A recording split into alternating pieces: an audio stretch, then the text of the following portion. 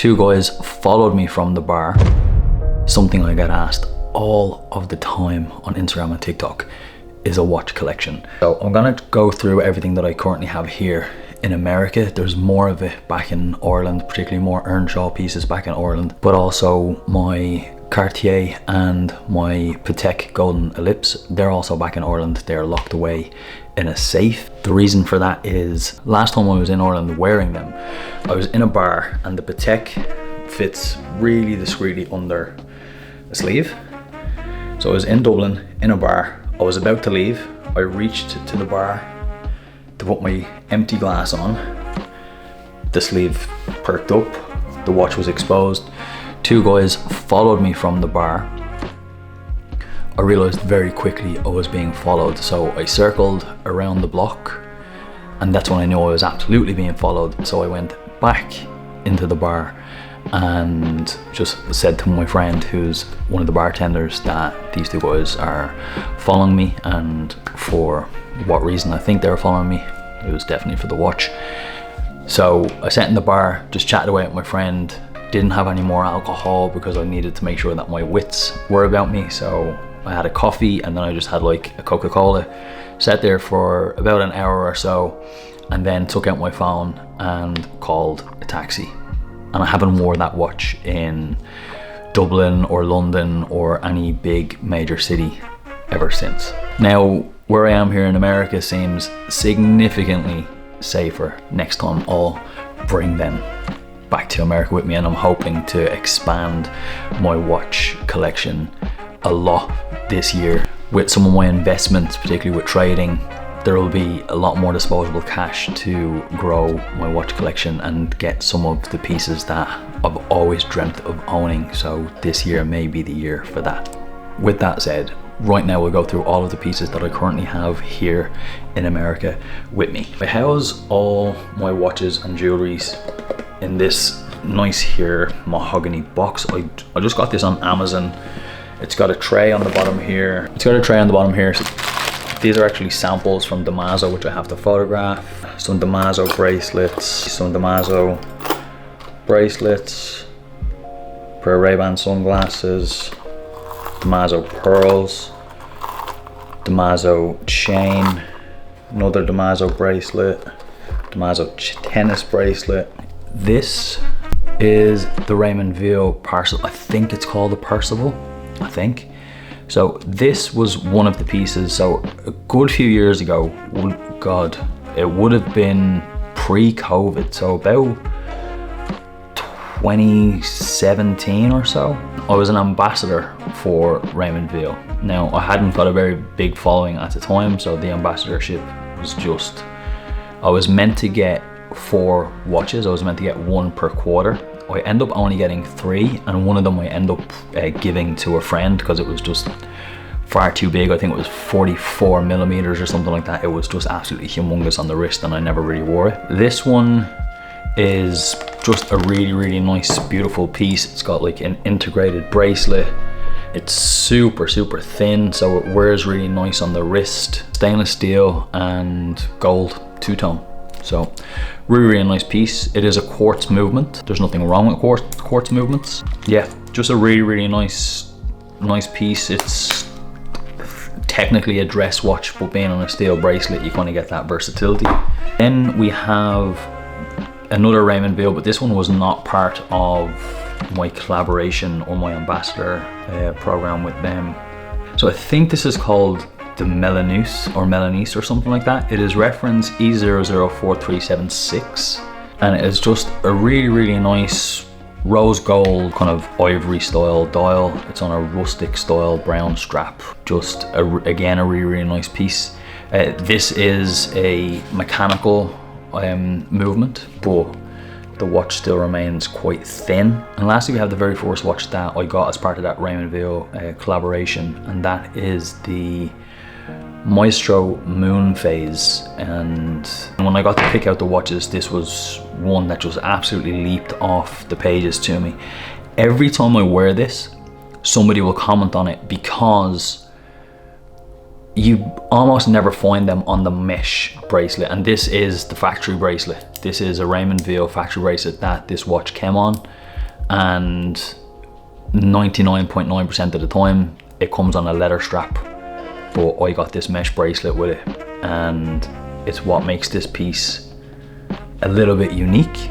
So we'll keep all the Earnshaw ones till last. So what we'll do is we'll stick with the dress watch theme, and we'll look at this piece, which is from Dennison, but really beautiful piece. It's got this kind of like midnight sky sort of dial on it, no indexes, just the Dennison logo down there at the 5 o'clock, a really small, almost integrated crown at the 3, and the lugs are actually hidden and integrated at the back of the case, very Patek style, which is really nice. It's like not your typical round, and it's also not your typical like Cartier square sort of dial. It almost gives ellipse-esque vibes, but not quite as oval as an ellipse, but beautiful piece.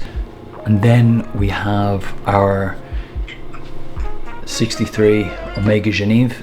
This originally came on a black strap, which I didn't mind because it was like very much like dressed watchy, but I do love this on the brown strap. It just makes it a little bit more kind of wearable on a day-to-day basis. This was a gift for my 30th birthday. It is 34 mils. It is super thin, super nice, and it's actually manual wind. So unlike, for example, this Lafont or this Dennison or this Raymond Weil, which are all quartz movements, and unlike say something like this Raymond Weil, which is a mechanical movement, or this Raymond Weil, that's a mechanical movement, or most of the Earnshaws or the Seikos, which are mechanical movements, meaning that there is a pendulum in the back here that as you walk, as you move, as you do your day-to-day things, that pendulum swings and rotates, and that winds the spring, and that powers the watch. How you wind the spring in this, it is self-wind, so you self-wind it. Yes, kitty, you do self-wind it. And how you do that is by twisting the crown. So now we jump into two Seikos that I have. Both of these are actually mods, so they are not factory from Seiko themselves. Probably the one that gets the most questions, the most attention when I wear it online, and that is this brown dial, technically a day date. So it's got a day and date function here at 3, and it's got like a brown kind of sunburst dial. It is a Seiko 5, it is an automatic. The reference technically says 335718TL. I have looked that up, and that is not this. It's not what this looks like. This on eBay. It did come on a black leather strap, so I went to a local jeweler's and essentially said, can you get me a Rolex style two-tone bracelet that'll match the gold on the case? And they did an unbelievable job at matching it up. So it gives very much Rolex day date or date just vibes. And the brown dial makes it super versatile with like a lot of the pieces in my wardrobe. It makes it very easy to wear this piece on a day-to-day basis. Do I intend to upgrade this to an actual Rolex this year? You betcha. Rolex that I buy going to be two-tone? Most likely not. So the next Seiko is also a mod. It is also a day date. This one is from Live Mods, LYV or LVY mods on Instagram. So he was a follower of mine from Germany. He reached out and said, I'd love to mod you a watch. He sent me cases, he sent me hands, he sent me indexes, he sent me dials, he sent me crowns, straps, the lot. He sent me everything, and then we essentially together pieced this whole watch together. It is this full stainless steel day-date Seiko 5. So even the dial itself is just slate steel, and there's a good weight difference between this Seiko 5 and this Seiko 5. This one is considerably heftier. So I have one more watch to dive into before I get into the Earnshaw watches that I have with me here, and this is an absolute classic. And if anybody is looking for a really good watch that gets a lot of respect from the watch community but costs less than like $150, it's going to be this Casio F91W. Now this comes in a wide range of colorways. As you can tell, I wear a lot of green, so the black and green case on this just honestly goes with a lot of my wardrobe. Small case, really thin, exactly what I like in a watch. It's the only watch that I have that is digital. I do have the Casio calculator, and I do have the all gold version of this. Now we'll dive into some of the Earnshaws that I have here with me. I have a lot more of them back in Dublin, but I'll just dive into what I actually have. So we'll go with this one first, because I removed the strap off. This one I probably took the strap and stuck it onto something else, so it's just a random case that's sitting around. This is the ES8287. It's a full skeleton watch. You can literally see all the way through this piece. It's a full mechanical watch. And yeah, the little sapphires on the crowns are plastic, not actual sapphires. This piece, I have two different variations of it. This is the ES8242. I have it in blue and I have it in green. Really nice pieces. When you look at the dial, there seems to be a lot going on. They get a ton of compliments when they're worn, because they just look way more expensive than they actually are. It's really kind of a unique and complicated looking dial. My only kind of gripe with them is they are thick. They are a thick boy. They could probably reduce this thickness by removing the sapphire crystal on the back to show the movement. Me personally, you'll see with some of the two Earnshaw pieces that I'll show you at the very end, why I didn't put a display case back on them. And that was why it was to reduce the case size. This one is the ES8295.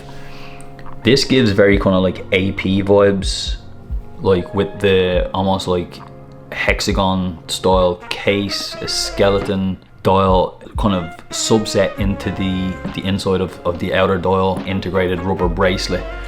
But again, they've put a display case back on it, when if they just put a steel case back on it, they could have really shrunk that down and made this a little bit more wearable. This is about a 40 mil. It's borderline on like the max of what I would wear. But if the case was thinner, it would reduce how the watch feels on the wrist. It could be 40 mils, but wear smaller, if that makes sense. And the next three pieces I'll show you are also examples of that. So this is the Earnshaw ES8187. I think this is 42 mils, but again, wears significantly bigger due to how thick the case is, and that is due to this big hunk of glass at the back, so you can see the movement. And me personally, I don't really care if I can see the movement or not. To me, it's more about how the watch wears. Two subdials and a date window. So one subdial will give you the month, one subdial will give you the day, and the window will give you the date. And then there's also a little, I don't know if you can even call that a subdial, down there just above the 6, which kind of shows the flywheel and the movement in action. Same sort of gripe with case size. This is the ES88111. This thing is a monster. This thing is absolutely huge. I think it's actually the biggest out of all of these. So this must be at least 42, if not 44.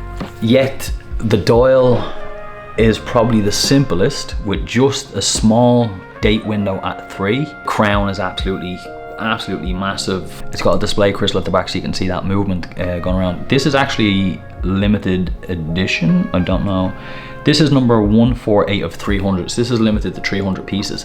If I designed this watch would have been 36 or 38 mils, probably 36 mils. I would have almost engineered it down to be like a dressed watch, because the dial to me gives like dress watch sort of vibes, or with the big crown is giving pilot watch vibes, like the IWC big pilots where the crown is massive. The point of that is so you can operate the watch while wearing big gloves. So if that was the vibe, I would have redesigned the dial to kind of go along with that kind of narrative. So then coming to the tail end of the Earnshaw pieces, we have ES8006, a nice rose gold piece on a black strap. Again, if this was shrunk down to like 36, 38 mils, it would be such a beautiful dress watch. You've got a second-hand subdial there at 9, and you have a moon phase subdial at the 12. You've got a beautiful kind of filigree style housing for the flywheel down there at 6, as it is a skeletonized piece.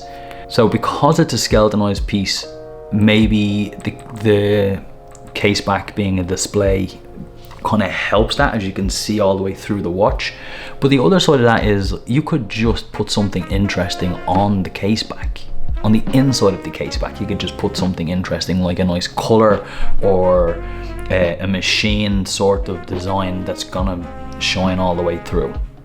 Personally, as you can tell, my personal taste is for the watch to be slimmer, smaller, and focus on wearability. The ES8284, when I first got this, it definitely gave me like kind of Santos vibes, with like the bracelet being somewhat integrated into the case being square, the plastic on the crown to replicate kind of a sapphire, the small date window at 6, the square of kind of indexes within the main indexes being Roman numerals around the edge.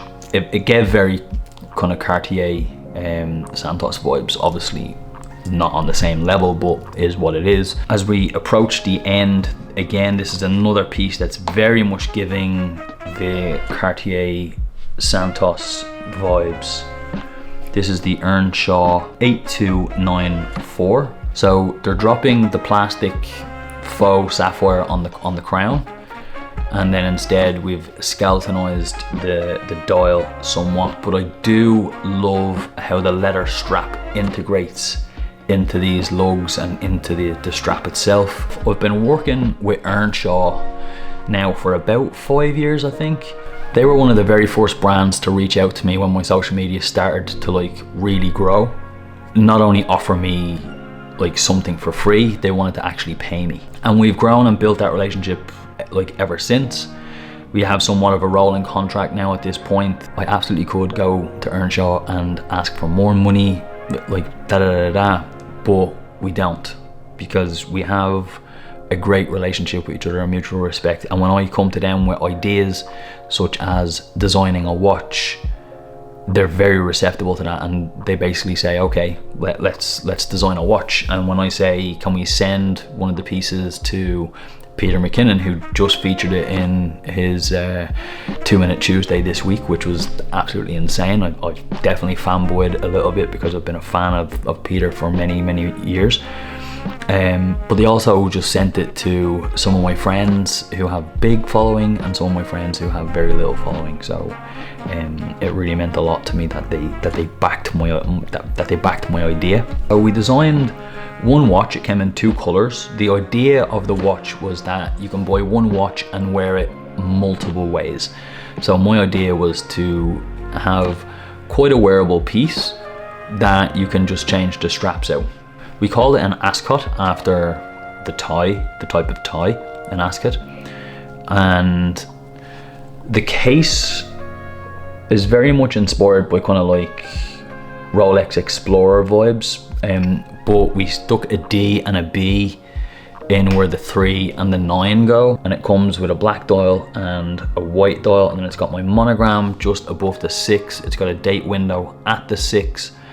All the indexes, including the initials and the hands, are loomed, so they will glow in the dark. It is 38 mils and no display case back, so it is a little bit thinner. It comes on a steel bracelet. You get a leather strap, you get a NATO strap, and you get a tweed strap. Reference number is ES9298, and it's got my signature on the back there. It's got like Earnshaw X Damien Broderick, and then around that, if you watch the videos on Instagram or TikTok when I show the watches, because I'm able to give you all the reference numbers right now because I'm reading them off, but in the videos I'm really bad at remembering the reference number, so generally what I say is we'll go with this one from Earnshaw, and on the back of the watch, on the case back, it says this one from Earnshaw, which I thought was a really funny touch. And on the actual box itself there's a QR code, and if you scan it, it's my voice that says we'll go with this one from Earnshaw. So I'm incredibly proud of these pieces. I get incredibly proud when I see people wearing them, something that I designed, that someone went and spent their own money on, or someone like Peter McKinnon who has a GMT Pepsi there in his office, and when I see him get excited and unboxing the watch, it makes me incredibly proud that I've designed something that is seen and worn all over the world.